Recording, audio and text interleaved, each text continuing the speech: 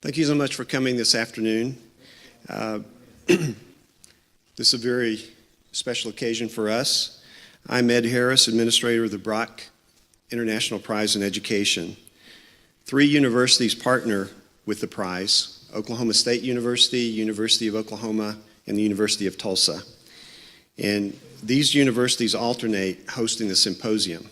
And this year, we're very fortunate it's OU's turn to host. And I would like to introduce to you Dr. Martha Bands, who will give you an official OU welcome. And Dr. Bands serves as the interim dean of the College of Liberal Studies and associate provost in continuing education at the University of Oklahoma. She's a great supporter of the prize, and I can't tell you how much she's helped in making this happen today. So, Dr. Bands.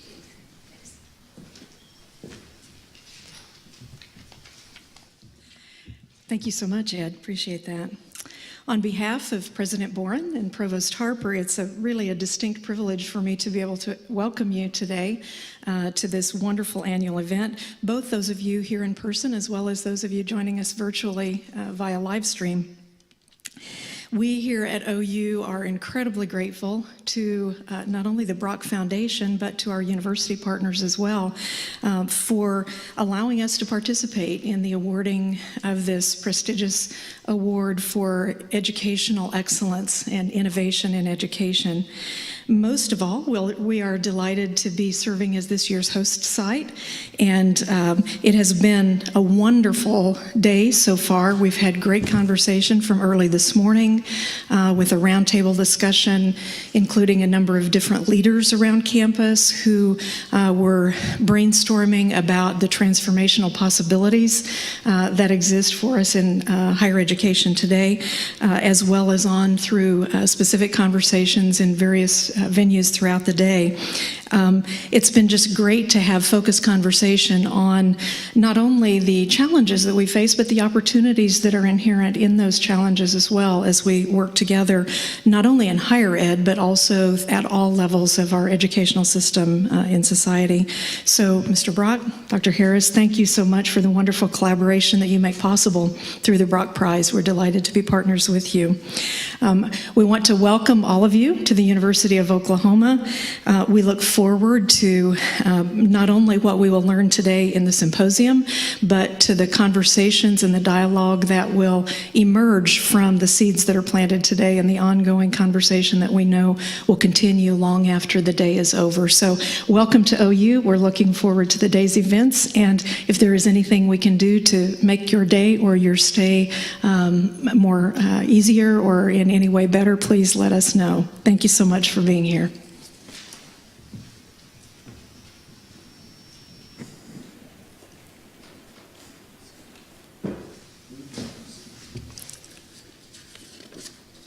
Thank you, Martha. There's another person I'd like to introduce. And if it weren't for this person, we wouldn't be here at least celebrating this. And John Brock is a native Oklahoman. He graduated from the University of Oklahoma with a degree in geological engineering. Is a successful oil and gas entrepreneur. Through word and deed, he and his wife, Donnie, have demonstrated their dedication to make our society a better place. I don't know of any bigger supporters of education than Donnie and John. John reminds us often that the most important thing we do in life is to educate our children, and he has lived that out because I'm married to one of his children. And so he lives what he practices what he says. I'd like to introduce you to the founder and benefactor of the Brock International Prize in Education, John Brock.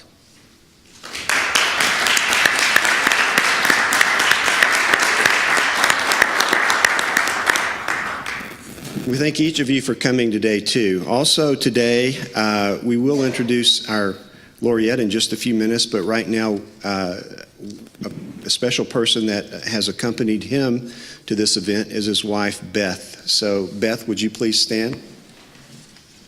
Beth Miller.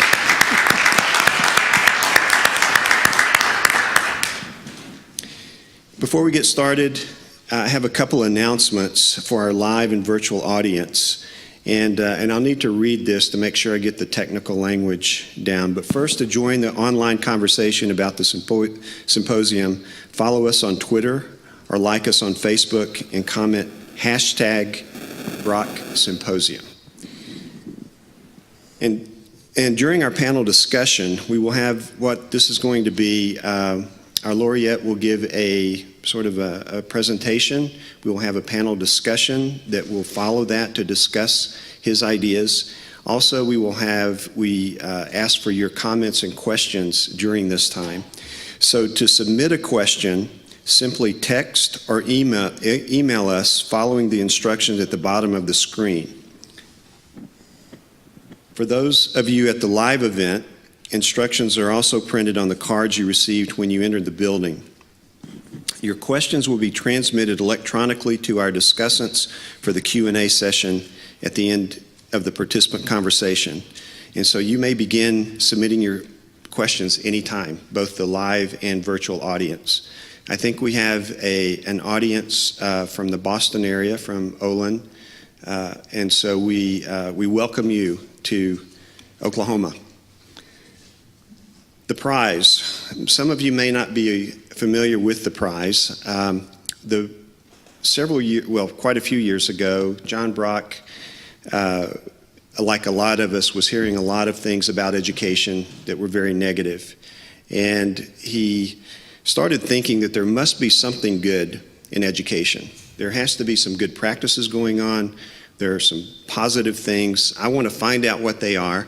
I want to award those, and I want to showcase those to the world. So in essence, that's what the Brock Prize is about. We discover the best ideas in education. We award those. The award is a $40,000 cash prize for the laureate, a sculptured bust of Sequoia, who represents the prize, and a vellum certificate. And so we award the people who have these ideas, but also we want to showcase them to the world. And that's what this symposium is about. Last fall, the jury selected our 2017 laureate. We have 9 jurors that come from all over the world each year.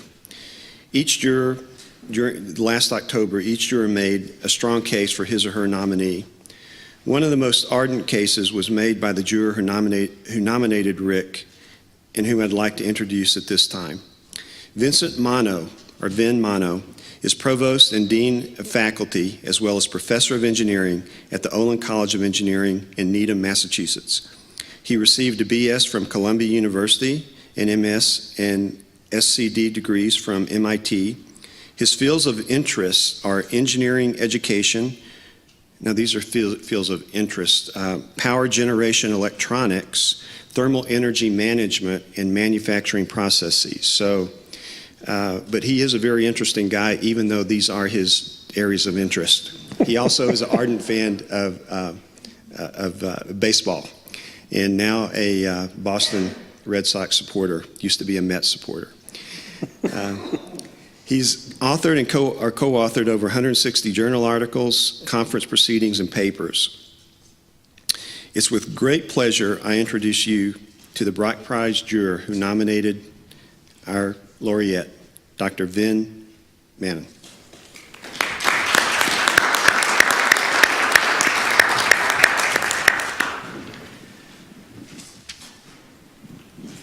Well, thank you, Ed, and this is a real pleasure to introduce Rick Miller to you. Many of you have read Rick's background and the achievements that we seem to count, so I'm not going to recount those. Instead, I'm going to pose a question about Rick.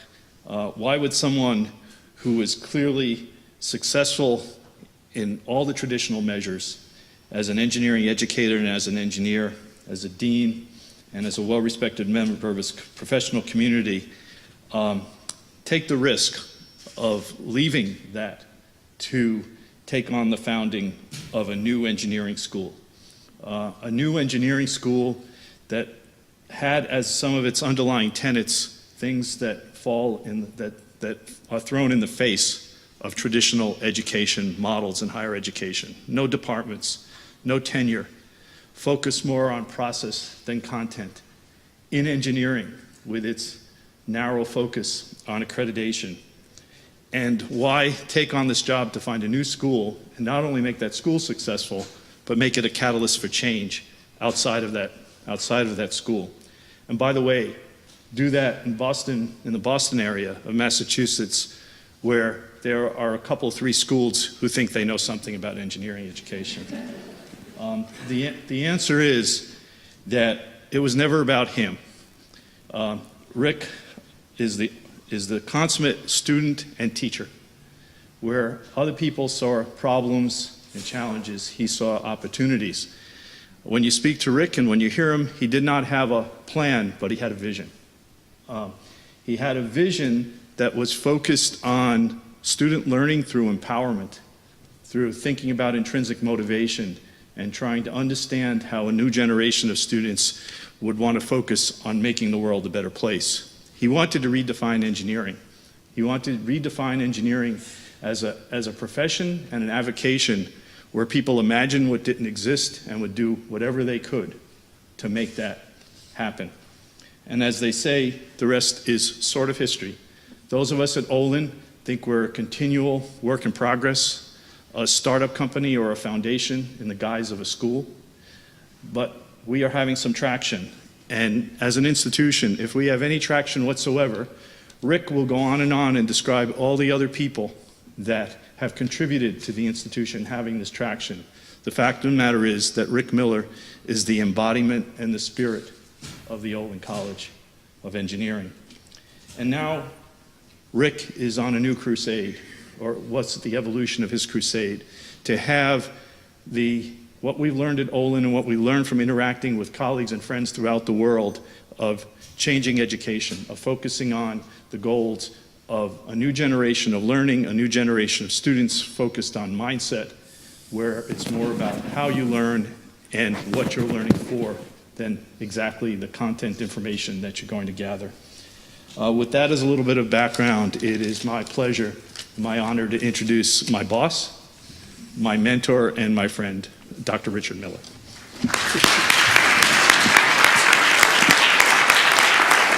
Thank you, Lynn. Well, it is a distinct honor and pleasure when I never could have imagined to be standing here with you today.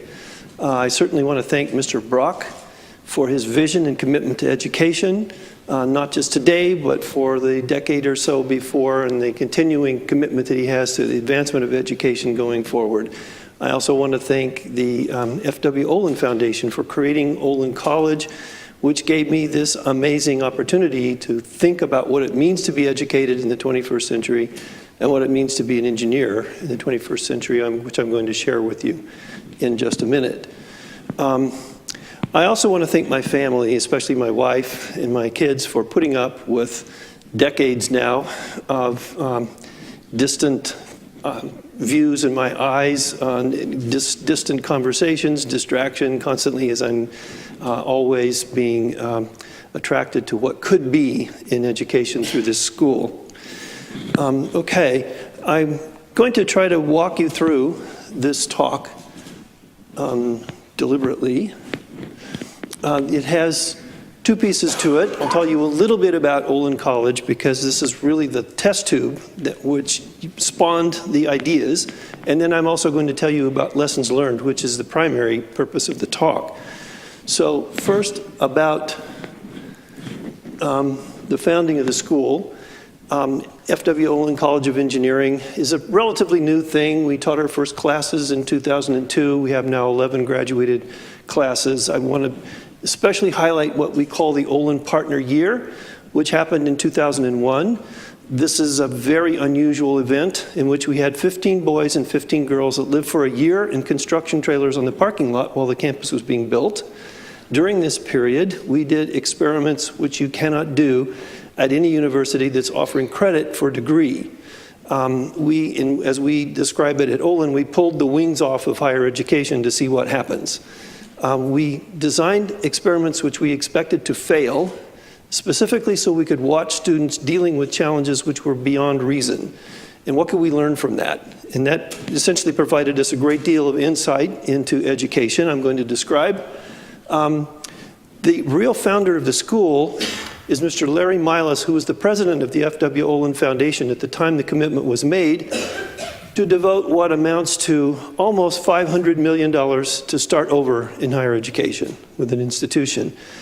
He had a long history with this foundation. They have given money for 78 buildings on 58 university campuses around America, so you probably have heard of them. There's an Olin Hall at Johns Hopkins, at Cornell, at Vanderbilt, at University of Southern California, at Bates, at lots and lots of other universities. And they ended that program in the 1990s to start over in higher education, devoting all the rest of the money to start an institution whose job it was to rethink what it means to be educated and to rethink what it means to be an engineer. Now, we didn't do this just on our own. This is far too important of a problem. So we got some help.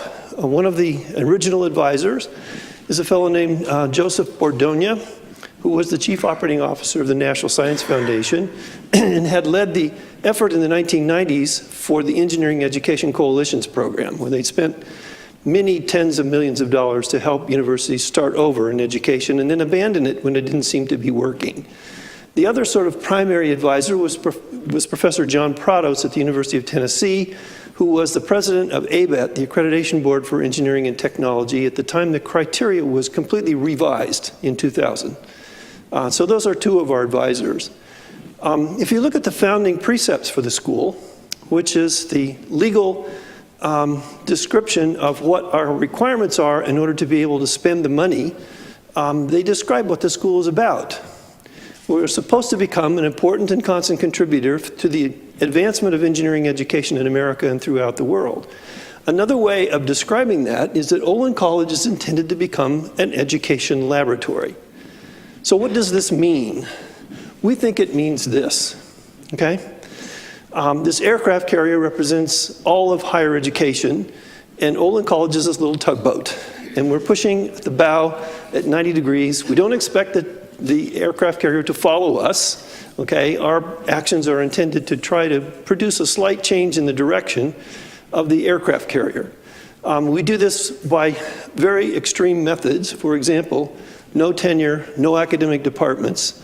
Students all receive a very large merit-based scholarship, which now amounts to about $100,000 over 4 years. And everything at Olin has an expiration date. Probably that last one is the most important to what you're talking about. It's a matter of continually thinking about new methods. Don't fall in love with it because it won't be here forever. We've been working with other institutions. Since 2010, Olin College has been visited by more than 2,000 faculty members from 750 universities in 50 countries. Lots of folks are interested in innovation in higher ed, it turns out. A number of these we've been particularly close to. The University of Illinois at Urbana-Champaign, the University of Texas in El Paso, for example, our friends INSPER in Sao Paulo, Brazil. Lots of these have had a lot of time and energy from us. Some of them have only visited once, and that's all they really needed. They took notes and went home and did interesting things. The partnership with the University of Illinois produced a substantial book to document the partnership and what was really done in terms of changing the education. It's called A Whole New Engineer. If you want to read more and learn about what happens when you partner with a 40,000 student campus and a 350 student small test tube, this will give you some idea of how this goes.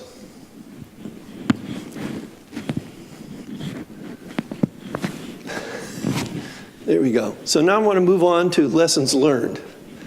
Okay, I think I should stand on this side for a while. So we've got a couple of visions which we think has some validity for helping you understand where education is headed. And the first one I want to talk about is this concept of the time progression of education.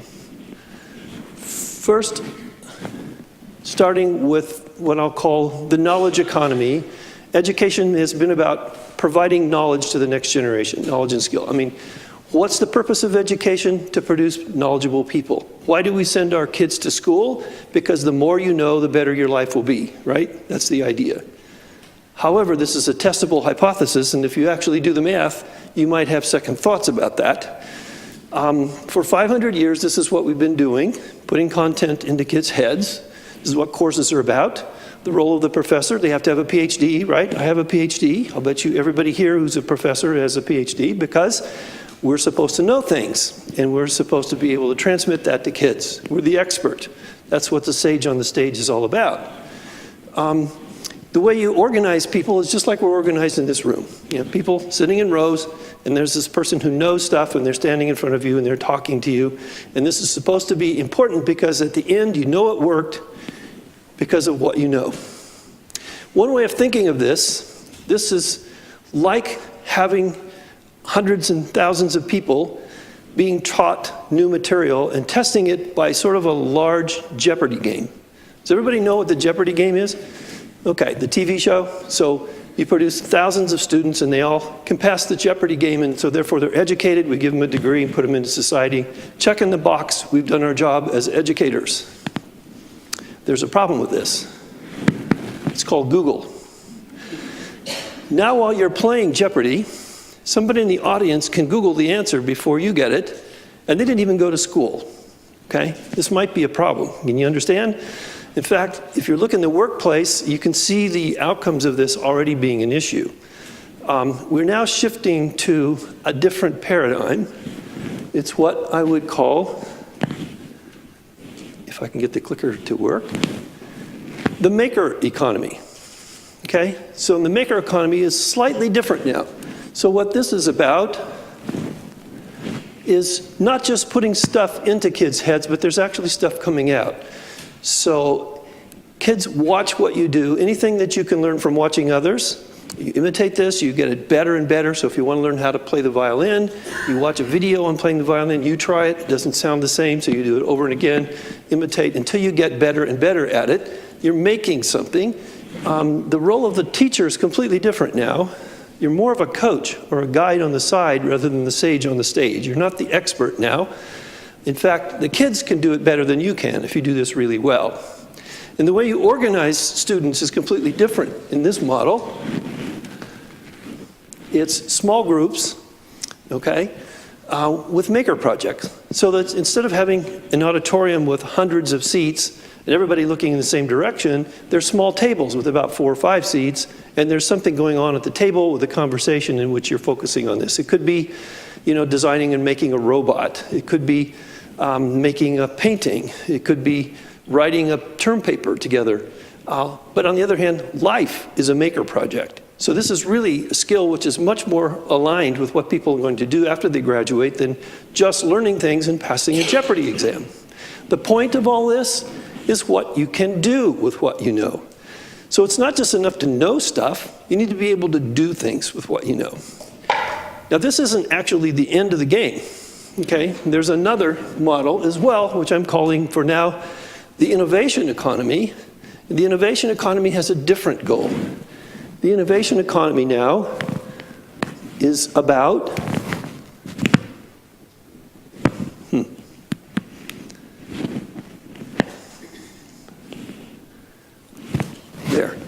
It's about what comes out of kids' heads. It's not just what you put into them. In fact, the gold standard here is when you get original ideas and insights. This is what's really of high value in today's economy. And now the real question is, how do you make this happen? Is it the teacher that plays this role? I'm not so sure. In fact, we don't know actually what the model is that does the best job of this. This is still experimentation going on. It seems really important from what we've seen at Olin College that peers and mentors play as important of a role as does the expert or the teacher.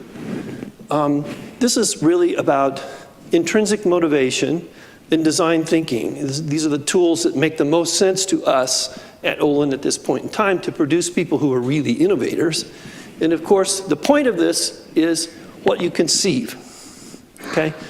It's not just what you can do, it's what you conceive. That's where the high value is. Now, you're probably going to say, but this is oversimplified. Don't you still need people who make stuff? Don't you still need people who know things? Of course you do. We've had this at every point in time. But what you'll find out is the offers for employment and the salaries that students get in these three different segments are not the same. If you talk to the placement officer, those graduates who are on the right end of this curve have starting salaries at a much higher level than those that are on the left end, which is an indication of the demand. That's where this is headed. There's more to this, I would say. Here we go. Oops. All right, let's try this. Why education must change, independently from this trend that's already happening. I think this is a driving force behind all of the change. This is a graph of human population over all of recorded history. On the left-hand edge, in fact, you can see it looks like a hockey stick, right? It goes essentially flat, less than 1 billion people, until about 1920, something like that. By the way, you can see this little blip that says the Black Death, the Black Plague in Europe. That's about the time that the university was invented. That's the learning model that we've been using today. It's sort of generated at that point in time. And then look what's happened. We're at 7 billion people now, on the way to 9 billion people by the center of the century. How is this going to work? The challenges, by the way, this population curve is not unique. Population biologists have seen this movie before. If you're looking at the explosion of the rabbit population in the outback in Australia, in most cases, this species is out of existence within about a generation. Okay? They just keep doing what they've always been doing, independent, oblivious to the fact that they're outpacing their resources until they are extinct. If our species is going to avoid that, it's going to be because we use that gray matter between our ears in a different way. We collaborate, we think differently, and we create methods and lifestyles which accommodate the challenges that lie ahead. This is what's happening. So this is really an existential threat. As a result of this, the National Academy of Engineering, which I'm quite familiar with because I happen to be an engineer, in a little after the year 2000, produced a list of what they call the grand challenges for our species for the 21st century. These are things like make electrical photo cells economical. Not just make them, we've had them for a long time. Manage the nitrogen cycle. Provide access to clean drinking water, because so many people across the planet don't have this. These are all sort of physical things that we need to now challenge our next generation of students to think about. Don't just think locally, think about what this means across the planet. In addition to this, the United Nations has produced a group of sustainability goals across the planet. These are quite similar, but not exactly the same. All of these things are what the next generation of students have to grasp quickly in order to maintain the lifestyle that we have on the planet.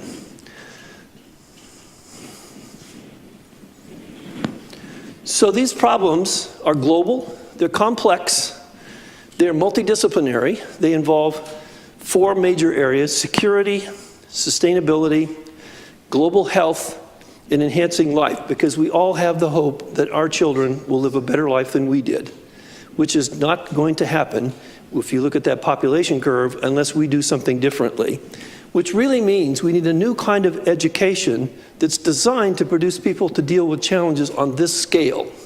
And we don't have a whole lot of time to get this done, so we need to be thinking about it now. So let me stop for a minute and talk about innovation, since this has all been about trying to produce people who can think in an innovative way. Innovation is one of those words that is so common that its meaning is actually unclear a lot of times, because it's sort of the answer to every question. So I'm using here a terminology that will help us think together. First off, innovation, creativity. Creativity is a process of generating original ideas and insights. This is Sir Ken Robinson, so this is not me. If you look at it, inventiveness is a little beyond creativity. It's creativity with a purpose that has value. And then innovation is a process of generating original ideas and insights that have value, and then applying it in a way that changes the way people live. Okay?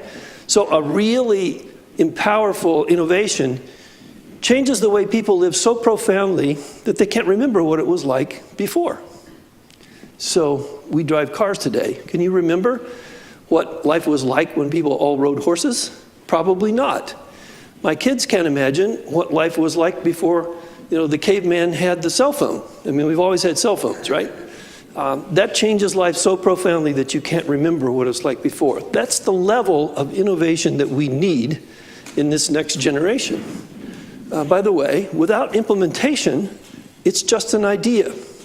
There's no shortage of ideas. It's people who can make things happen that we really need to educate for. Okay. So let me talk a little bit. Our traditional approach, there we go. So this maybe work better if I just point to you? Okay, that will save a lot of back and forth with my head. The broader view of innovation, let me say this could be a map of any state university campus in America, all right? So the blue circle in the upper left is the engineering quad. That's where you send your kids to go to school if they want to be an engineer. The green circle in the upper right is the business school. And the red circle at the bottom, that's like the arts and science campuses. So what happens when you show up at the engineering school? Most every campus you do this. You take classes to become an engineer. You have people standing in front of you who have a PhD. They're talking about science, math, and engineering, okay? This is feasibility. Almost everything that we teach in the science, math, and engineering school is about, is this feasible based on what we know about the natural law? That's what the courses are about. By the way, those people in the green circle that are studying in business have a different set of questions. They're asking questions like, now, is this viable? Okay, what does it take financially to make this happen? Is it legal? What's the cash flow look like? What are the legalities involved? Let's make it happen from a financial point of view. That's what they study.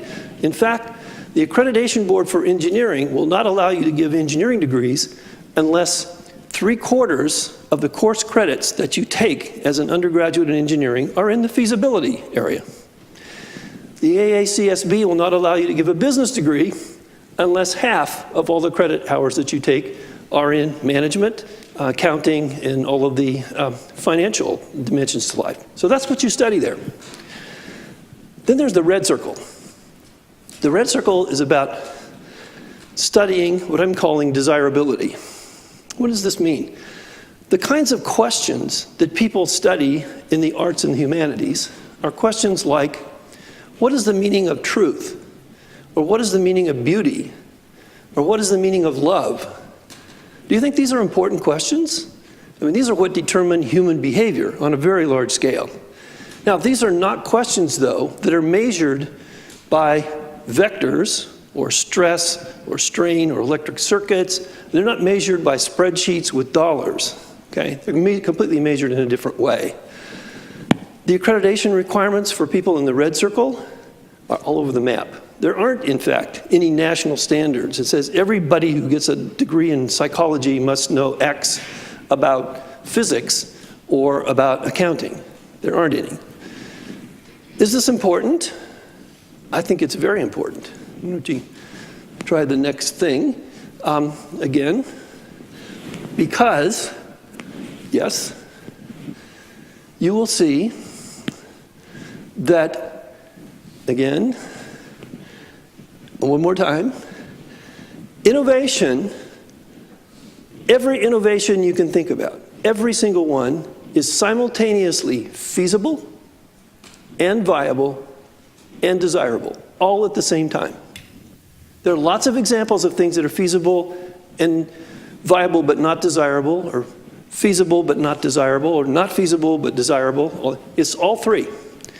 In order to come up with an idea that's going to change the world, you have to have all three of these ideas in your head at the same time. And what we've been doing by educating people is pulling them apart and creating specialized technical knowledge in these separate circles.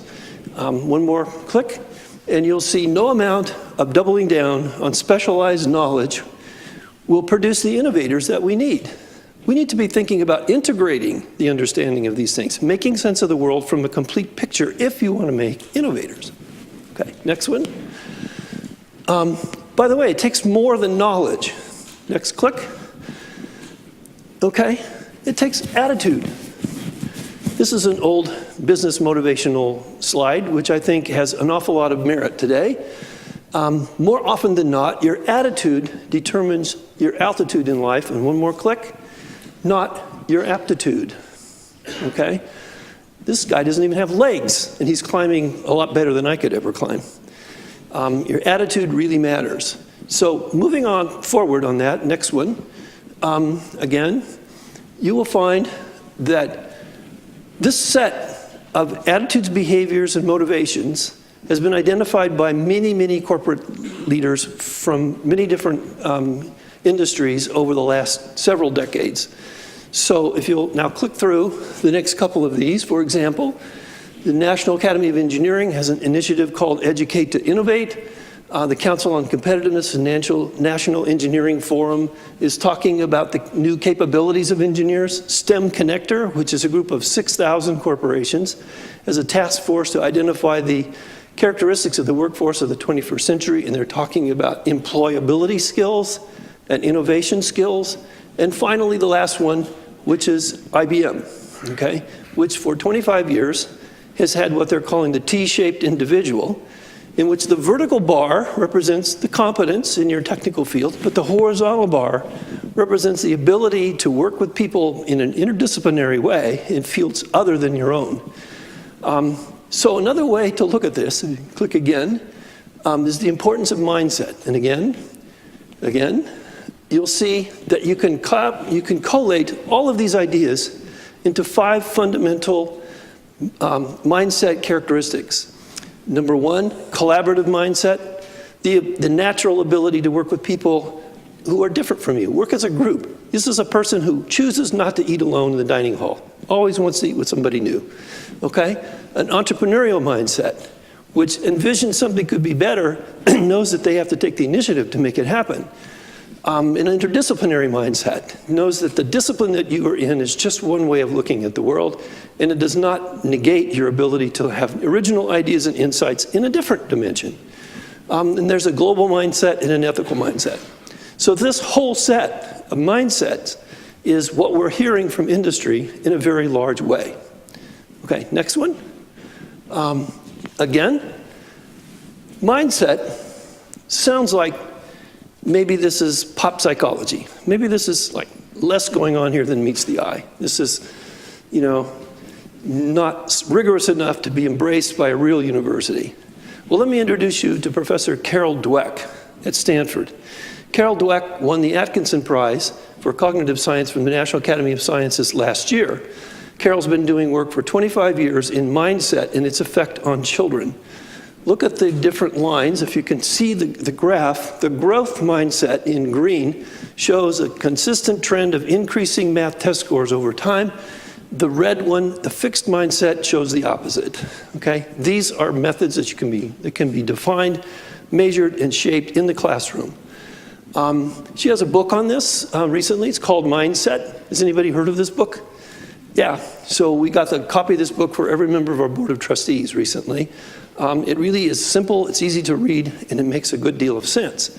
The next one, we'll talk to you about Angela Duckworth, who is a slightly younger researcher at the University of Pennsylvania doing work on grit, a really interesting book on grit, which is determination and passion and persistence to succeed no matter how hard it gets. Okay, so these are both mostly in children. What about adults? So the next slide will show you that this is not just about children. There's another person, Professor James Heckman at the University of Chicago, the Center for Economics of Human Development. James Heckman is a Nobel Prize winner in economics, and he's been studying, that question I mentioned a few minutes ago, so the more you know, the better your life will be. He's the guy who did some original math on that. One of the things that he discovered is not so much. Maybe to a small degree, till you have an income level of about 70,000 or something, there's some positive correlation. After that, there's like no correlation. There's a much stronger correlation in positive life outcomes by measuring grit and determination, not intelligence or academic achievement. That's a much higher goal. So the next slide will show you a book, or the next click will show you a book that mentions this. Grit is often a better predictor of success than either knowledge or intelligence. In the simple book, How Children Succeed, Not How Children Learn by Paul Tuft, goes through a great explanation of how this works. Now, this whole area, which we've been fascinated with for the last couple of years at Olin, came to me personally in an experience that I had last fall. So actually last summer, I got a call from the acting chancellor at the University of California, Davis, asking me if I would return there and be one of several speakers as they dedicated a portion of the Student Campus Center to a retired faculty member. Well, this is kind of an unusual thing. You know, universities name buildings all the time, but rarely for a faculty member. Turns out that he was my undergraduate advisor when I was there. So I got to have a look at the case that they put forward as to why it was justified in this case to name this building after him. And this next click, I think, will show you why. This is him, Mel Ramey, at UC Davis. And what I learned from looking at the letters and the testimonials from him is that he's been teaching there for about 40 years. Many, many students had the same experience. Hopeful faculty members spread hope among their students. And cynical faculty members spread cynicism. By the way, have you ever met a cynical entrepreneur? You haven't, because it's an oxymoron, okay? It matters how you teach this. By the way, Mel Ramey never taught a course called Hope 101. He never got paid extra for teaching hope in addition to structural mechanics, okay? It didn't cost the university a dime. They didn't create any new courses in order to produce that outcome. It's a matter of how you teach it. In fact, every time you walk into the classroom and you pick up a piece of chalk, you're not just teaching calculus. You're shaping a mindset. You may be doing this deliberately or you may be ignoring it, but it's happening, and Carol Dweck can show you that it's happening. It's time we took responsibility for the shaping of the mindset of our own graduates, and this will have a more powerful effect than their knowledge if you look at the long term in their career. This is what we're really beginning to see. Okay, next one. We also got some interesting data on this from the Gallup organization, who's done the largest survey of what really matters in higher education ever achieved. And this is, of course, together with our friends from Purdue University. Next click. This is published in a number of areas. This particular one is in Trusteeship Magazine. Next click. This is really a demonstration of the impact of two questions, two aspects. So one more click.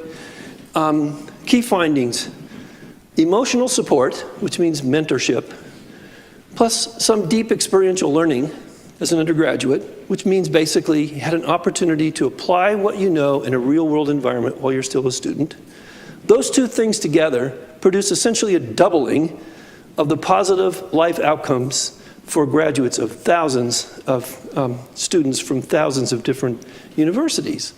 And this is measured by the Gallup Well-Being Index, which involves 5 things. But only 3% of the students in America answer yes to the questions, did you have a mentor and did you have an opportunity to do application of what you learned in a real world environment? This is disastrous, in my opinion. The questions, the actual questions that he asked, yes or no, did you have a teacher who cared about you as a student, as a person? Did they inspire your learning? Did they nurture your dreams when you left? And that's the simple question, yes or no. Only 3% of the students in America said yes to that and the opportunity to apply what you know in a real world environment. Next click on that, I think we'll, 3%, that's what's happening. One more thing from the Gallup Index, and I'm going to move on from there. It turns out that the academic world and the public and the business world have completely different ideas about what universities do, okay?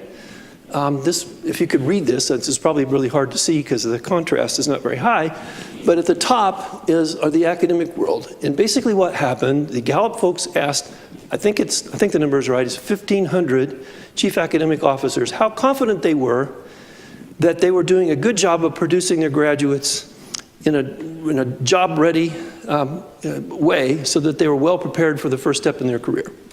96%. All were doing a great job, or at least doing a pretty good job.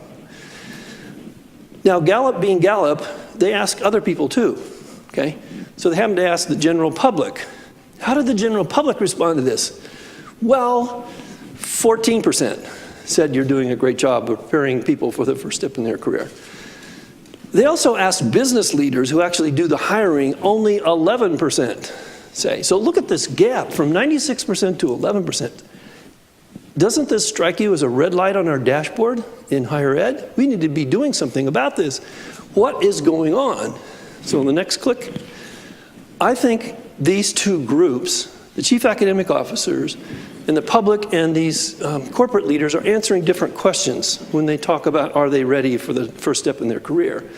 Next click, and you'll find out that the academic world are really answering questions about content. It's as if the university leaders are saying, we know our graduates are better prepared for the first step in their career because they can tackle more complex calculus problems than any generation could do before. And they have better computational tools for getting the answers too. So a generation ago, they couldn't possibly have done the same level of math that these kids are doing. But you know what? The corporate leaders are saying, so what? The level of math that they had a generation ago was already more than we needed. What we really need are these attitudes, behaviors, and motivations, the mindset that we were talking about before. The collaborative mindset, interdisciplinary mindset, and entrepreneurial mindset, okay? A global mindset and an ethical mindset. That's what we need. People who can work together to get real problems done. Next click. But college is more than job preparation, right? That's what we say. I actually had a phone conversation with a chief operating officer of a major corporation on Friday about this. And he said, well, you know, corporations have been buying that idea for a long time. But he says, it's really difficult, Rick, to demonstrate the return on investment for that decision. He says, we've been doing this for a long time, and we've not been seeing the results in the workplace that we've been looking for. Now you're beginning to see groups of corporations, I know of at least 7, that are working with edX, you know, the MOOC generator, in a program that will allow any citizen to take 7 courses out of edX, get at least a 70% score on those, and certify it with a $50 charge, because if you pay $50, you get a piece of paper that says, yes, this student scored at least that level. Send it to any one of these 7 companies and we'll give you a job interview. Doesn't matter whether you went to college. And about 80% of the time, he said, they get a job from that. Doesn't this strike you as a concern? Shouldn't every one of our university graduates have more than job preparation, but at least job preparation? We should be able to produce graduates who put a check in that box, but have more from what they're doing here, not less. And I think the answer is not more calculus. The answer is our paying attention to the mindset of our graduates, their attitudes, their behaviors, and their motivations, and we have to model that as teachers. Okay, next slide. So to produce the innovators we need at Olin, as we began to look at the engineering world, we concluded there are 3 things that are missing. In essence, well, to explain this carefully, last year in May, millions of students walked across the stage at commencement and got bachelor's degrees in America, okay? If you looked at the numbers, less than 5% earned a bachelor's degree in any kind of engineering at any university in America. Less than 5%. By the way, that compares to about 12% in Europe and about 30% in Asia, and that less than 5% engineering students are going to have a disproportionate impact on the country's GDP, because we mostly make technology entrepreneurship in this country that requires engineers. So this is not a good thing. Nevertheless, the numbers are not great. To figure out what is wrong and what needs to be done, the experiments at Olin, we've concluded there are three things. Number one, we're teaching the wrong people. Okay, we'll come back to that. Number two, we're teaching them the wrong stuff. We mentioned that mindset is important. And number three, we're using teaching methods that are known to be largely ineffective. Otherwise, though, we're doing a great job. Okay?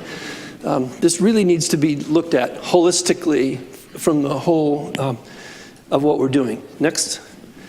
And this is really outlined in a book by Tony Wagner. Some of you, I think, are aware of this book on creating innovators. The real key is they need to learn how to improvise. It's not memorizing the New York Times that you read today. It's learning how to read the New York Times and to apply it in your world, which is not predictable. Next. So, the new culture of learning. What does this mean? Learning happens in a different way now, at least the really effective learning, particularly for innovators. So I'm going to compare the traditional style and the new style. So next click. In fact, we can just kind of go through several of these. In the traditional style, it's about transferring knowledge. In the new style, it's teaching people to construct knowledge from their own experience. The old style was, you don't have the prerequisites for this, you can't take that class. The new style is, what is this prerequisites? You can learn anything you can read. The third one is follow orders, okay? Put your pencil down, it's time to quit. The new style is follow your passions. If you can find something you really care about, you will not be able to stop learning. The old style was to learn in class, that's why you have to be here at 8 and go home at 5. The new style is you learn 24/7. You heard of the internet? The next style, the old one was to learn alone. Don't talk to your neighbor because that's cheating. The new method is no, it's learning how to learn in a group. Remember that collaborative mindset? That's what it's all about. Finally, the old style is problem-based learning, which is like paint by numbers. Somebody's got it all figured out. Versus design-based learning, which you start with a blank sheet and you have to figure out what to draw before you paint it.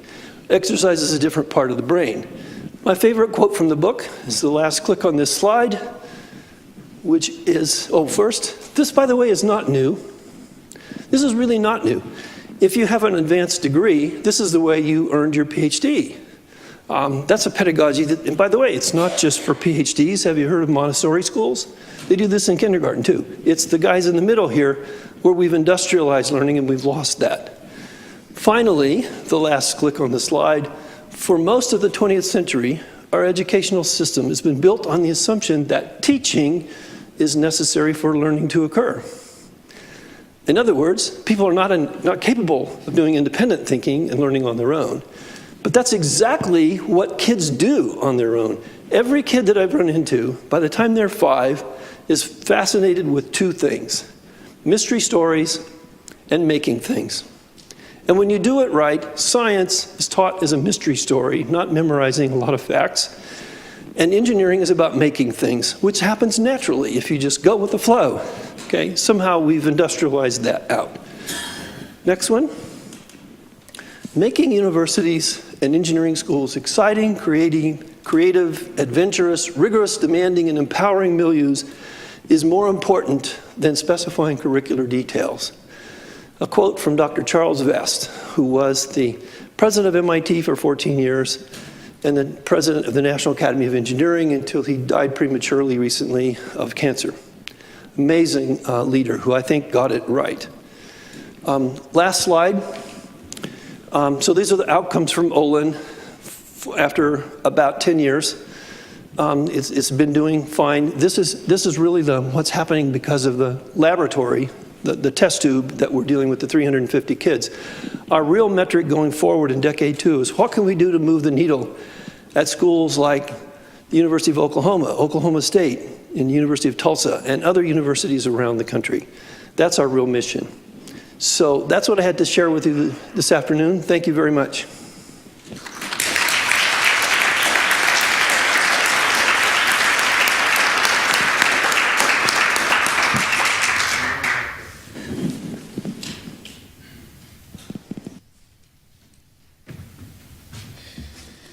Thank you very much, Rick.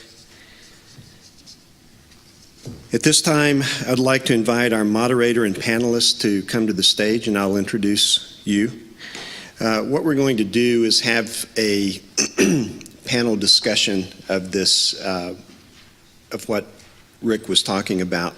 Also, like to remind you that you can feel free to ask questions if you'd like, and at the bottom of the screen, I guess you put that in there. And so, excuse me, throughout the panel discussion, you can submit questions. So simply text or email at the bottom of the screen. It will be at the bottom of the screen electronically. So would the panel and Greg please come to the stage?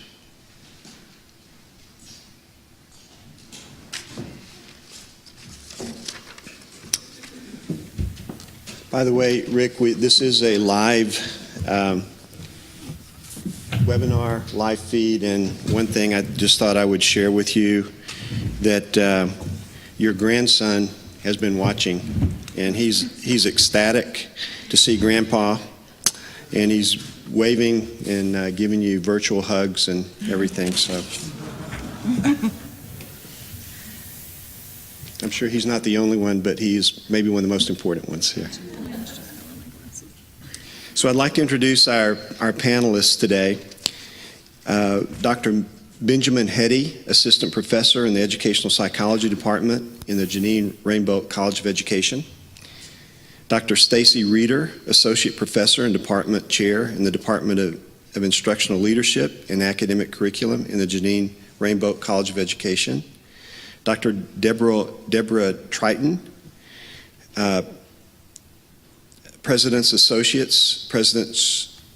Professor and Associate Professor in the School of Computer Science in the Gallup College of Engineering, and Adjunct Associate Professor of Women's and Gender Studies in the College of Arts and Sciences, Dr. David Miller, Wilkinson Chair of Intelligent Systems and Professor in the School of Aerospace and Mechanical Engineering in the Gallup College of Engineering. Our moderator for the panel this afternoon is Dr. Greg Garn. Greg is the Dean of the Janine Rainbow College of Education, as well as Executive Director of the K-20 Center for Education and Community Renewal. He's active in numerous state and national organizations. I've had the pleasure of working with Greg on many things in the state of Oklahoma, trying to improve education. And I can't think of a better person to moderate this. So for this particular panel, we're very fortunate to have the panel and Greg. So I present to you my friend and colleague, Greg Garn.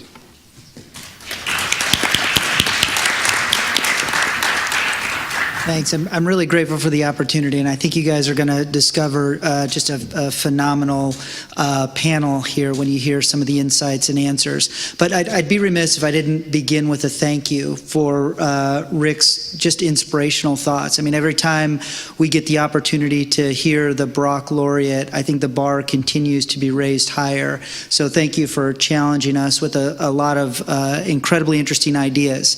And maybe the place to begin out of that talk is the concept or the pivot from thinking about a set of technical skills that determines if somebody is ready for a profession to a set of attitudes, and maybe the word is judgment. So the place I'd like to begin is really thinking about those attitudes, behaviors, and motivations around our graduates. Dr. Hetty, if you'd get us started, there's a number of different labels that we've heard for this, whether it's grit or mindset. But Dr. Hetty, would you get us started in thinking about how we're in the middle of that pivot, or how we might think about not just a sort of coming in for, say, a short-term boot camp to get these particular skills, but to really think about developing a set of attitudes and judgments? Yeah, that's a good question. Recently, some of you might have saw in the news that Mark Cuban, billionaire and the owner of the Dallas Mavericks, he said that in the next 10 to 20 years, that employers won't be looking for the content knowledge at all. What they'll be looking for is these soft skills. And he said by name things like critical thinking, grit, creativity, communication skills, innovation, inventiveness. What he didn't mention was growth mindset. but he might not have that language that we use in education. And all of these things that Dr. Miller discussed and that Mark Cuban stated, I think are components of having a growth mindset. Dr. Reeder? Sure. Yeah, I was just, as Dr. Miller was talking, thinking about how we have shifted our focus in education over the last decade to some of these issues. And I, as you projected the books that you were sharing with people, I was thinking we've used these in our classes over the last few years in trying to help our teachers begin to work with their students to develop more of a growth mindset, to develop grit. I think one of the questions we thought about in preparing for this panel is, can these characteristics be taught, if we want to call them characteristics? I don't know if some of them can be taught, but I do believe they can be developed. And as I work with mathematics teachers specifically, that's certainly a field where we think there's a set of knowledge that we're supposed to give to students. And then once they have that, they can go off and solve the really great problems or develop curiosity about it. We begin to think a little bit differently about that, I hope, that helping our students develop resilience, develop grit, the ability to persevere when problem solving, and to be creative in their problem solving, I think is a shift we've definitely seen in the last few years. At least I hope so. What about in engineering? Specifically whether it's with coding, I think there are great opportunities to develop a lot of these skills and attitudes. Deborah, would you talk a little bit about how that might look, this set of behaviors and attitudes in that specific area? So one of the things that I'm big on talking about with students is developing professionalism, which I think is somewhat related to grit. I will admit I have a little resistance to the concept of grit. Perhaps unfounded resistance, maybe I'll learn something today, because it strikes me as looking at how students are deficient and need to be fixed, which is something I'm strongly resistant to as a researcher in diversity areas, and particularly looking at excluded identity groups in engineering education. So I look at skills that need to be developed, as Dr. Reeder said, and I think that, for example, there are a lot of classroom policies and a lot of classroom behaviors that really model what we want students to do, and that's a very important thing to put forward. So I occasionally get called out by my students on not being professional on certain things, which actually I'm thrilled about, because it means that they're really getting the idea that this is something you want to develop. That you want to develop your idea that I'm a professional and I want my work to represent that. Not just I want to get the box checked so I can get the 10 points, so I hope I can get an A at the end of the semester. Any thoughts, Dave? Sure. One of the key things I think for developing some of these skills is the project-based learning. And we've done a lot of stuff outside of the classroom, where I think the projects and the soft skills really show up. When you're doing a team and they're building a rover for some contest or a rocket or whatever it is that they're doing, you find that it isn't always the A students who have done really well on the test that do well, and often it's the student who can just go and talk to everybody else on the team and get them to do things, cajole them or threaten them or whatever they need to do to get the rest of the team to perform. And then you have an outside judge, which is the contest. And sometimes the best team wins, and sometimes the best team doesn't win. And that in itself is, I think, a really important both learning and development exercise that happens. I'm incredibly impressed in the way in which Olin sort of broke open a number of traditional ways to do things. And so, if you could imagine this group on the stage as a search committee, and we have all been hired in a particular way. And so you wouldn't have to reach too far in your logic to imagine that we would hire in that similar way that we were exposed to. Well, Olin was able to sort of break that open in a lot of different ways. And I guess my question is, are there, whether it's engineering education or whether it's our K-12 systems, are there some things that are in place that might need to be broken open so that we can get towards more of project-based learning, so that we can get more towards developing not just I got an A on this exam, but a deeper sense of I had to persist and work hard, and there's some deeper knowledge learning there. So whether it's in College of Engineering or a K-12 system, I'd love for the panel to think a little bit about maybe some of the systems that might be ripe for change. Whoever wants to begin. Dave, I'll maybe pick on you, because Okay. what you might not know about Dave is he is one of the absolute leaders in terms of getting kids, young kids in particular, excited about hands-on activities through the KISS Academy and some other things that he's done. So I know personally that you've got some firsthand knowledge there. So I think just about everything could be broken open. I kind of want to run through the streets with a torch and a hammer.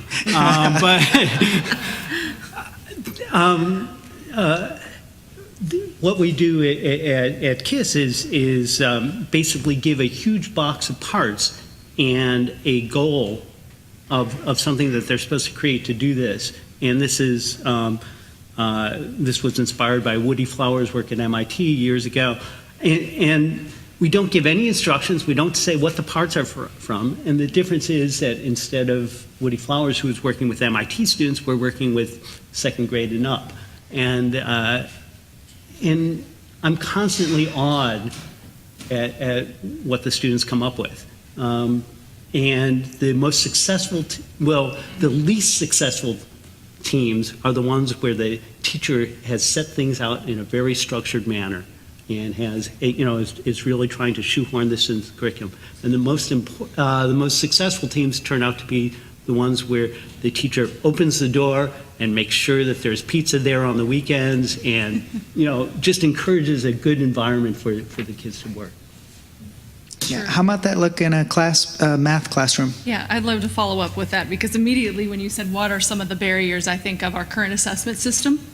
Sometimes we feel like that's the aim, that's what we're aiming for with learning, and that really has created some constraints for teachers. So I think we need to keep talking about that and trying to break some of that down in a way. I also think the industrial model that we still have in a K-12 system, where we've got bells ringing every 45 minutes in a middle school setting and trying to move students through.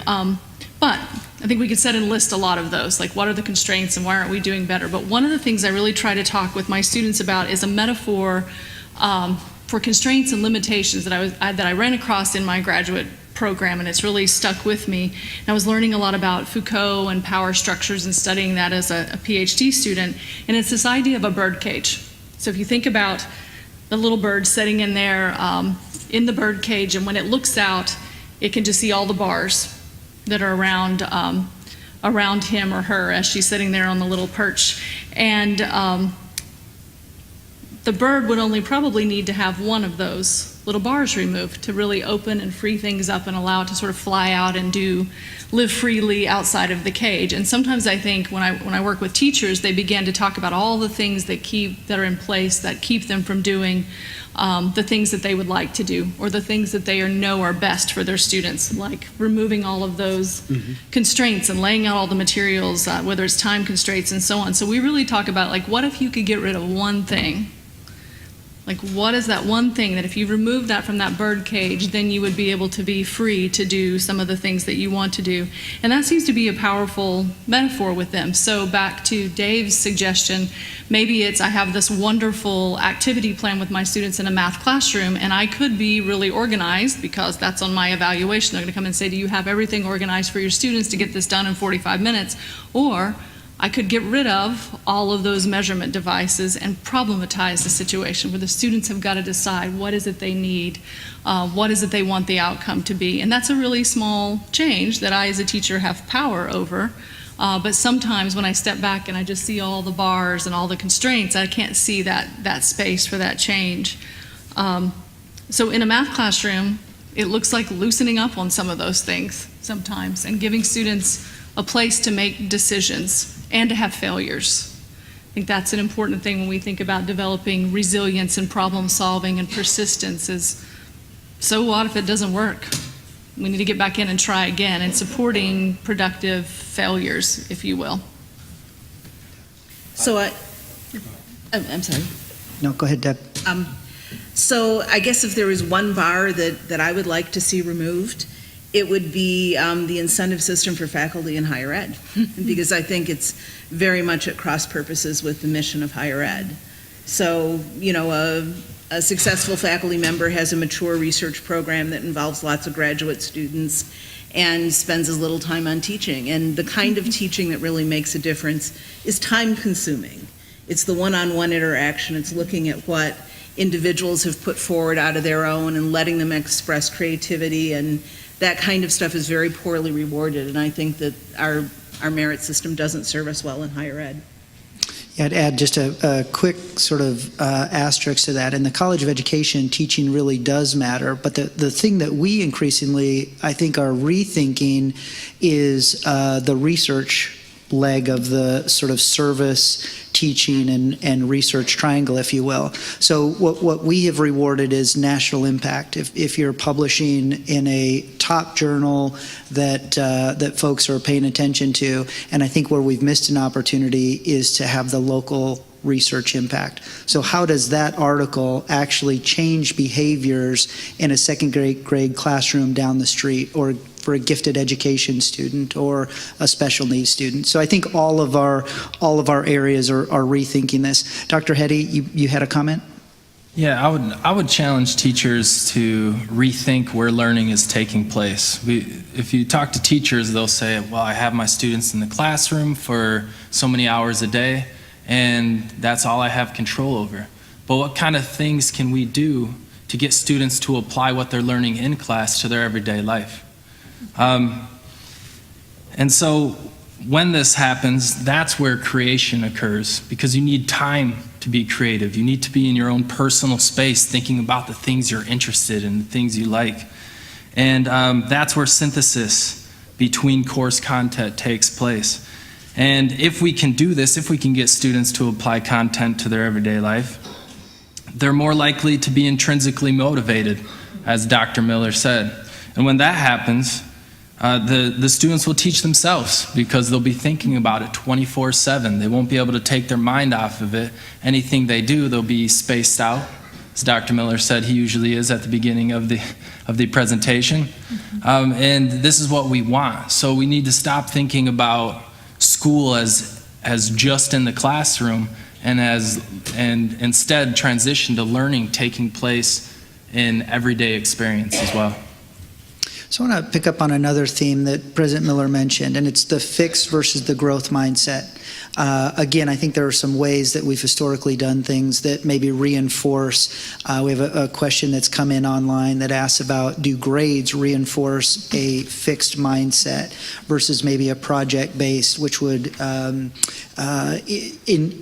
reinforce the ability to fail and move forward in sort of a growth mindset. So let me chase this idea a little bit on the sort of comparison and contrast of fixed versus growth mindset, and how might that play out, or how does that play out in some of the teaching that this group does. Dave, would you start? Sure. I was wondering if you were reading my notes. Because it says the key bar in the cage is grades that I would want to remove. And the key thing is to give permission for people to fail and do experiments, and not, design whatever things are so that they won't die, or they won't, the equipment won't break. And this is why I think computing in programming is a great place for doing experiments, because nobody gets hurt, and usually equipment doesn't break, and it's a good place to do that kind of experiment. And I think because of that has been the key area of growth that we've experienced in the U.S. I mean, most of the innovation has to, in the last 20 years, has to do with computation in one way or the other. And I think that's because it is a good environment for doing experiments, and teachers aren't looking to see if your program has bugs in it initially, as long as you can fix them eventually. So. Let me, and again, if I'm going off script here, I apologize, but President Miller, I want to bring you into this conversation. I don't know if your microphone is still on, but I'd love to get a sense of the way in which grades are a component or how that's utilized at Olin. I'd just be very interested in how, what that role looks like at Olin. Yeah, well, I'm going to want our provost to weigh in on this too, because he's a little closer to it than me. But I'm really struck by the question whether grades might be reinforcing a fixed mindset, because I can see why that would be a reasonable question to ask. And I can also see how an instructor driven by a sort of test mentality might use grades to create a fixed mindset. But I personally don't think that grades are inherently a bad thing any more than a stopwatch is a bad thing for a person who's preparing to be a marathon runner. You can't know whether you're progressing or not unless you have some objective way of determining whether you're progressing. But the way you coach a person, you can use the time that you took to make the run around the first track as a punishment, or you can use it as an encouragement. So I don't think it's necessarily a bad thing to have grades. At Olin in particular, we have a very competitive group of students, and we are careful about preventing them from getting into the vicious cycle of trying to be the smartest kid in the room every time, because many of them were probably that when they came from their high school. So our first semester is still pass no record, I believe. And after that, then we began to introduce grades. And every kid at Olin doesn't have a 4.0 when they graduate, but very few students at Olin fail either. And as we were talking a little bit earlier in the day, when we had met this morning, I think we have, at least I have, personally been much more impressed by the role of assessment in the arts than I have by assessment in the sciences. If you're teaching an art class, say in sculpture, and every kid decides to make something different, somebody's going to make a bird, somebody else is going to make a horse, the notion of grading them on a bell-shaped curve is absurd, right? And I think the notion of grading students who are creative and innovative and trying new things on a bell-shaped curve is also very hard to justify. Now, there's certain things, of course, do they do well in statistics? You can tell that. But this whole business of comparing one student to another as opposed to comparing the student's progress longitudinally in time is quite a different way of doing assessment. I think I'll let Vin weigh in on this too, because you've had a lot more on-the-ground experience here lately. Well, I think Rick captured a great sense. We do have grades at Olin. While of course we have a faculty, of about 45 people, and that means the number of opinions about grades, or 45 grades to a power greater than 1. But the fact that is, I think the baseline is that we don't see grades as intrinsically evil. We don't see it as necessarily leading to a fixed mindset. It really depends how you're using the grades and the exclusivity of using grades as the only means of assessment. One other, I think, characteristic that we have closer to the arts environment is that if you get students engaged in enough project work and teamwork and creative work, then their portfolio of things against which others can assess them and they can assess themselves is much richer. So it's a system that when you grade, the only thing you have is grades, and you reinforce that by a set of honors and recognitions that are exclusively worked on based on grades. It's a system that certainly would lead to a mindset. And as far as our students being competitive, I think they are, but what we try to do is try to make a transition from rather than competitive against each other to basically making more of a game of golf. That you compete against yourself most of the time, and you have higher expectations. Let me just add one thing to that, sort of the penultimate assessment when kids graduate, and now they're ready to go out and find a job. Olin students, the average Olin student completes between 25 and 30 or so design build projects before they graduate. and they've had an experience in trying to start and run a business. So yes, they do have a transcript, but when they present to an employer, it's the appendix in a binder that has 25 tabs with all of these unique projects that they have actually worked on.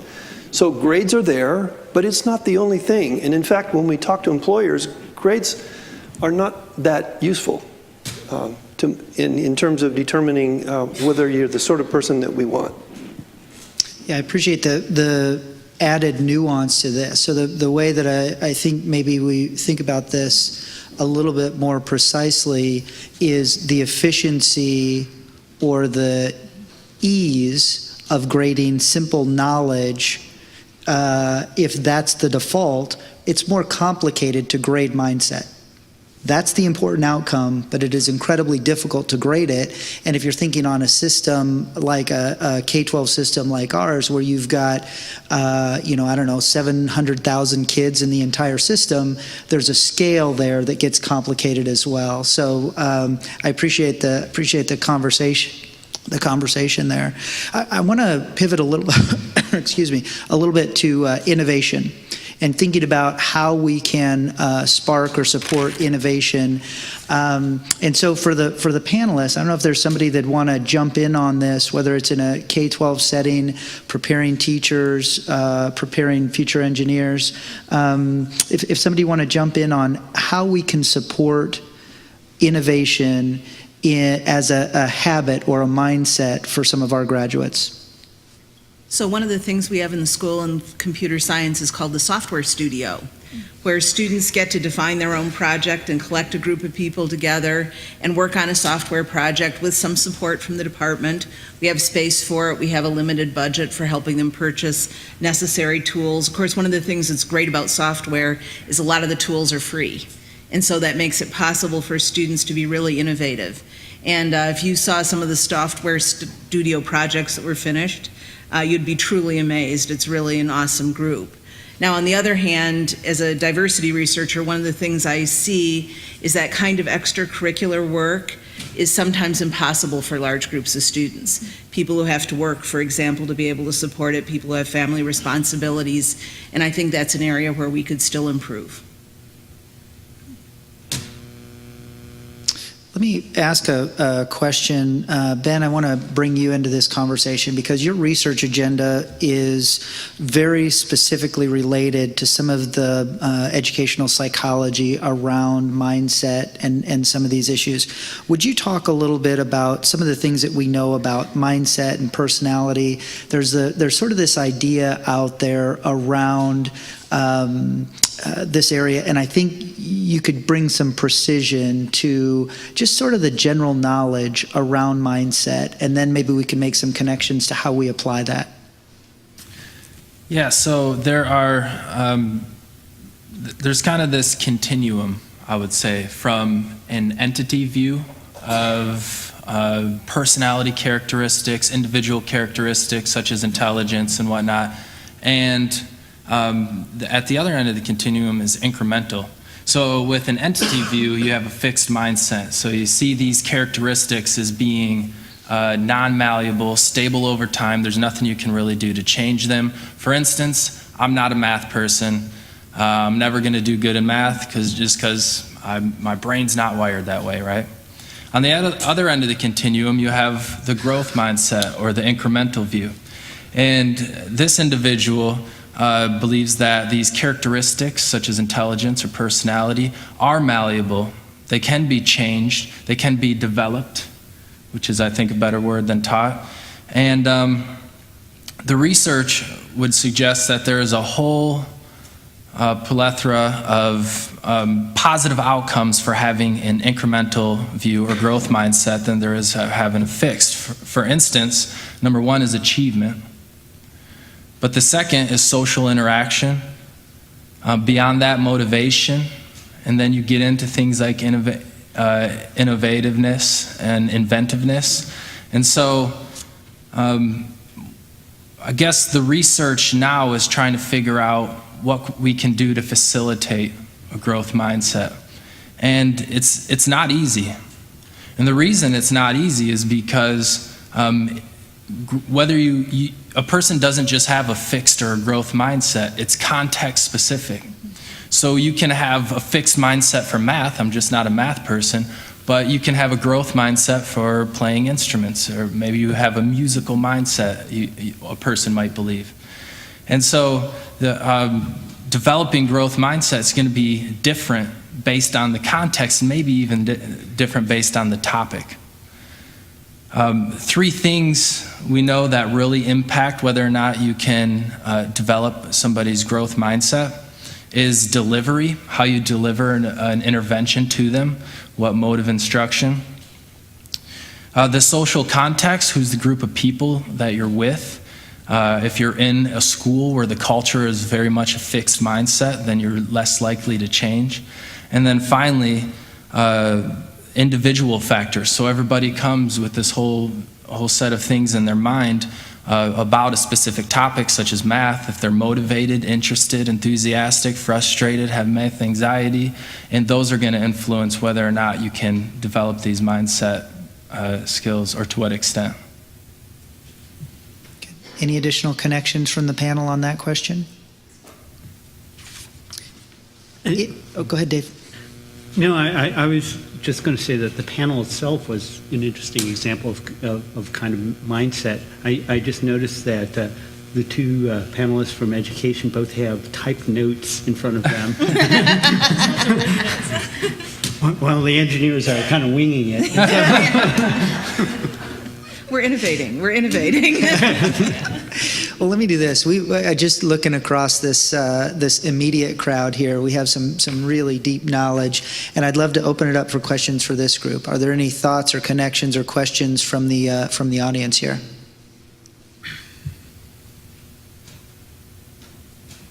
Carrie. I want to go back to Stacy's comment early about assessment, and I'd love to hear all of you weigh in on if we know that we need to keep the knowledge and the what you can do and move into how you innovate and think about things.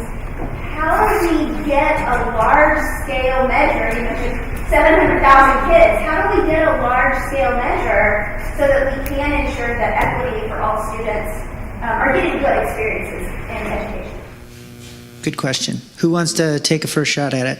So it's sort of the scaling up of the complexity around deep measurement, high quality measurement of complicated kinds of skills, thoughts, and behaviors. Yeah, well, I think one of the things that I'm always trying to talk with teachers about is that we now have in place assessments every year. And so just asking the question, do we need to have that every year? Because then that gets our entire K-12 school year sort of aimed at that assessment, in my opinion. And because of that change, so if you go back to the time like when I was going through school, we were assessed large scale ever so many years. And might that be enough? I don't know. I think that's a big question for us to consider. Because I think what we've seen is because that's in place every year, again, the school year sort of ramping towards that, and all other assessments have become to be, a mini version of those larger assessments, unfortunately. And that's the real dampening space, I think. So if we could somehow, have those assessments in place, maybe they're every year, every other year, but what we do to get there, I think really needs to change. There has to be other kinds of assessments. And I always share the example that I have 3 children that are very close together in age. They were 3 years apart in school each. So you had sort of this moving through to see the changes. My older 2 finished school just ahead of the No Child Left Behind reenactment that was put into place with testing every year, where my 3rd child was tested every year, starting from 3rd grade. And so it was interesting to see her talk about and see how assessments changed in her school from the going away of a lot of open-ended assessments that maybe were sent home with my other children, or things to do at home, like measuring the bathtub and counting the windows at the house and doing some of those kinds of things, to much more focus on multiple choice. So I don't know that we have to do away with large-scale assessment to still open up spaces in school. We just somehow find ourselves now in a place where all of the assessment looks like the large-scale assessment, or too much, in my opinion. Yeah, and I'll sort of take my prerogative, because I think a lot about that question. I think it's a fantastic question. And it always strikes me that in higher ed, we evaluate thousands, tens of thousands of students across hundreds of campuses. And what we do essentially is we trust the faculty to make those judgments. We've sort of stripped that away in K-12. And it's an external exam that determines whether this kid knows whatever that knowledge is. I think if there's a sort of a re-professionalization of K-12 teaching, there's a lovely opportunity to get a trusted, high-quality knowledge about whether this kid should move from this grade to that grade or has mastered this particular content. But we seem to be shifting in a different direction there. So I think it can be done because we see it in higher ed.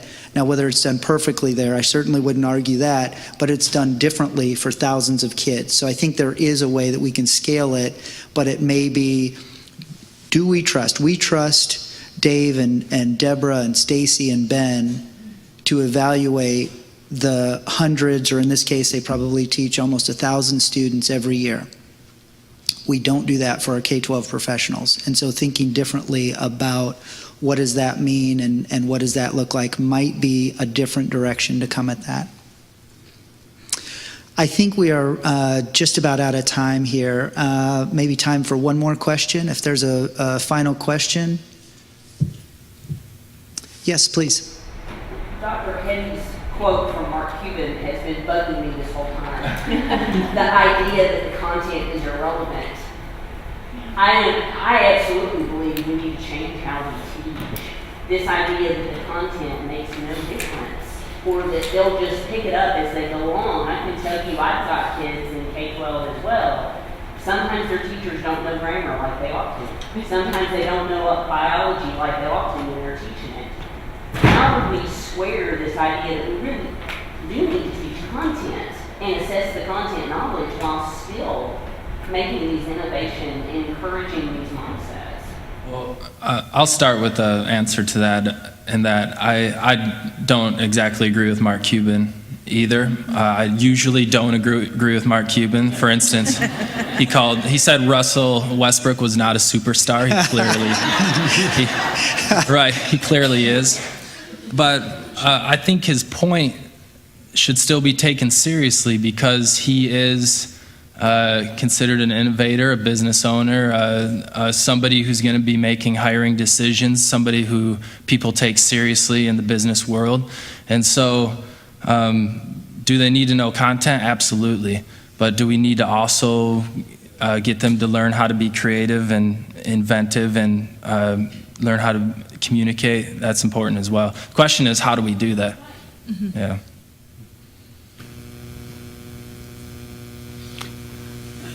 So as to how to do that, I think we have to get them to do things. The classroom, the traditional classroom, is a good place for for pouring in content knowledge, but it's a very bad place for students to learn how to either generate their own content or to make use of the content to see that it has any value, because all things seem to have the same value when they're being told to you. And I've certainly, and you probably certainly as well, witnessed students who say, "Why do I need to know this? I can just look it up." And the answer that I give is that you don't need to know it to 5 decimal places, but you should be able to look at something and have an idea whether it's right. And I think sort of certainly on anything math-related, estimation, I think, is the ability to estimate. And, the equivalent to, know if something is offensive or if something is grammatically correct or if these are skills that I think we need to know. And I don't know if they're particular content per se or just the rule, learning the rules that make all the content fit together. But somehow we need to get those through, and I think that's more an experiential thing than just a straight content dump. All right, that might be a good place. I think we're timed out. Would you help me thank the panel?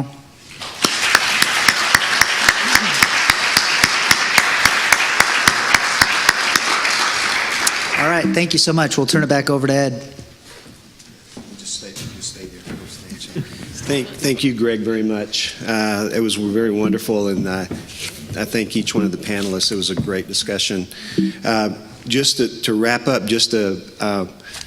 I wanted Vin and Rick to have an opportunity just to say a few concluding words and maybe wrap up a lot of our conversation that we've been having. But thank you again. Vin, want to go first? I think Rick should have the last word. And so this conversation we just had about content, well, it's probably what impressed me the most. It was almost an amazing conversation, considering that we started off with we started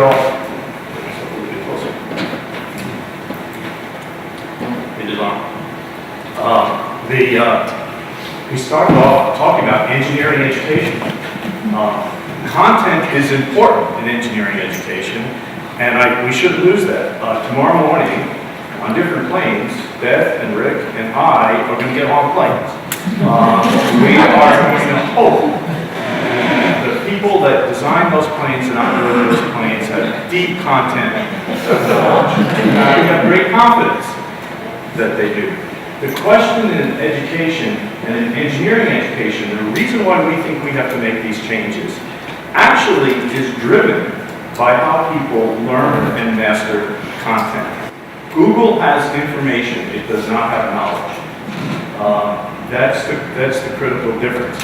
And at a foundational level, when people are learning to be engineers or having that first set of experiences, what are the motivations that they have? Project-based learning reinforces motivation, reinforces the sense that the content is important. And as faculty members in engineering who are deep content experts, we have to remember where those students are at this point in their career. Not that they're about to take their doctoral qualifying exams.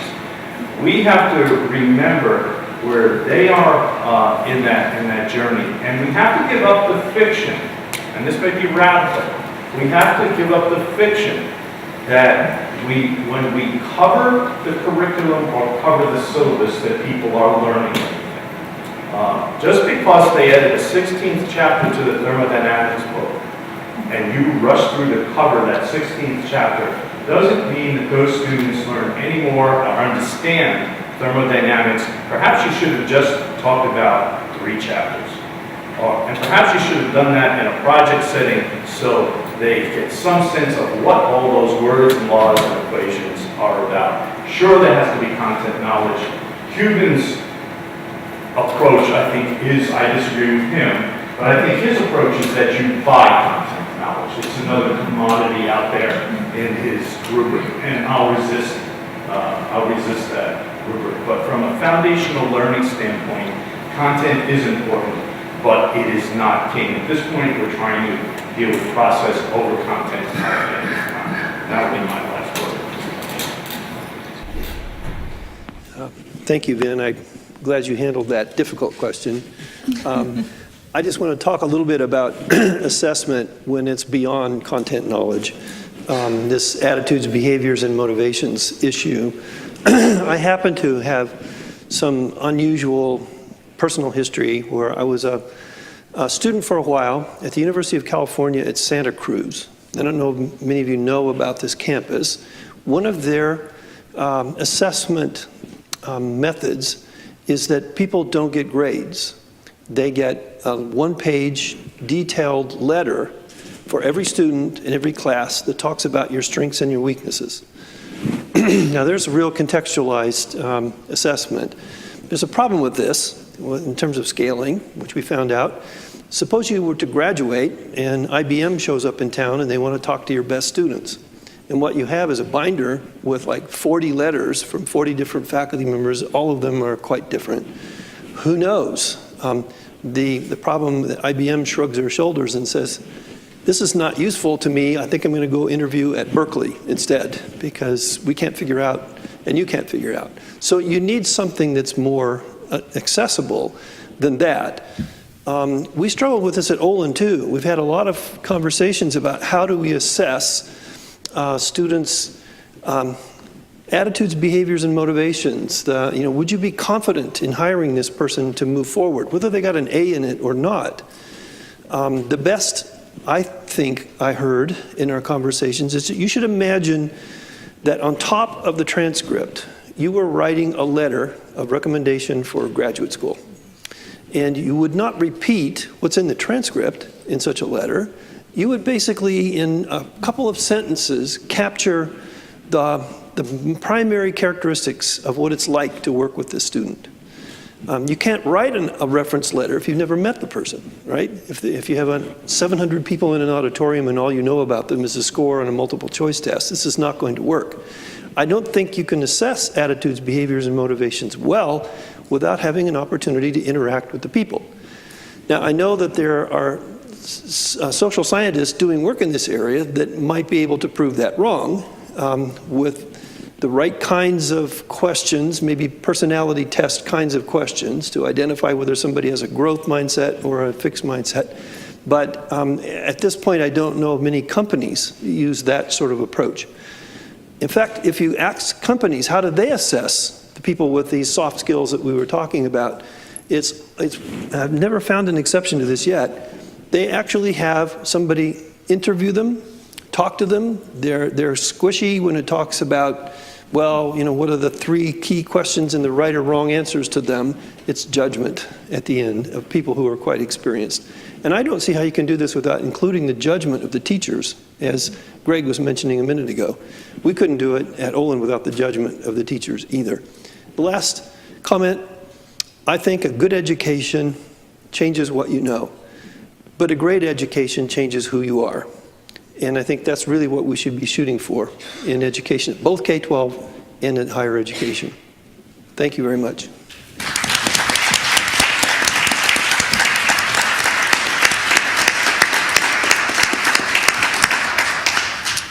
Thank you again, Rick. This is exactly, again, what the prize is about, to find people who are doing great things in education, award those people, and then showcase their ideas and present them in a way we can discuss them. So thank you again. It was a great symposium. You have a feedback card in your seat. We would appreciate you filling that out and giving that to us. We always like your feedback. Also, there are parking passes available at the registration table if you need that. I'd like to recognize several individuals who have contributed greatly to the planning and development of this year's Brock Prize Symposium. First is Interim Dean Martha Bands. Martha, you were great. Where are you? Oh, there. It's been great working with you. Excuse me. Also, Greg Garn, thank you so much. Dean Garn. Tom Landers also helped tremendously. So these deans worked as a team. And so we can do it. We can work as a team together. So also Missy Mitchell, thank you for all of your help. It's always a pleasure working with you. Jeff Roby and your team, I really thank you. Angela Nicholson and her team, thank you also. I also thank my team, Tanya, Crystal, and Cindy. Without you, I couldn't do this. And thank you all, both the virtual audience and the audience that have come here to OU today, for celebrating this afternoon. And as John reminds us, I remind you again, please remember that the most important thing we do in life is educate our children. And so please drive carefully and go Sooners, Cowboys, and Golden Hurricanes. Thank you.